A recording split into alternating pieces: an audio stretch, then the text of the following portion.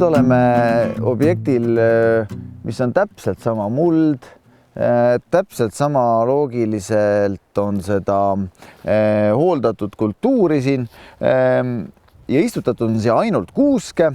Aga mida me nüüd näeme siis, et siia looduslikult on tulnud, kuna männiseemne puid, siis on ka looduslikult tulnud mingi männi uuendus siia kindlasti mõni mänd jääb neist kindlasti ellu ka lõppraiesse.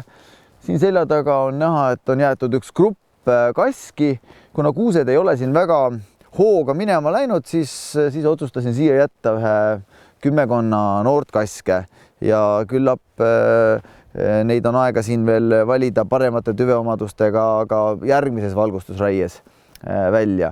Ja loodusliku mitmekesisuse poole pealt on hästi oluline jätta ka sellised mõned põõsaliigid. No siin on väga hea näide kukerpuust, mis on visuaalselt väga kena ja ta ei sega midagi, et mõned sellised põõsad oleks lindudele väga mõistlik jätta.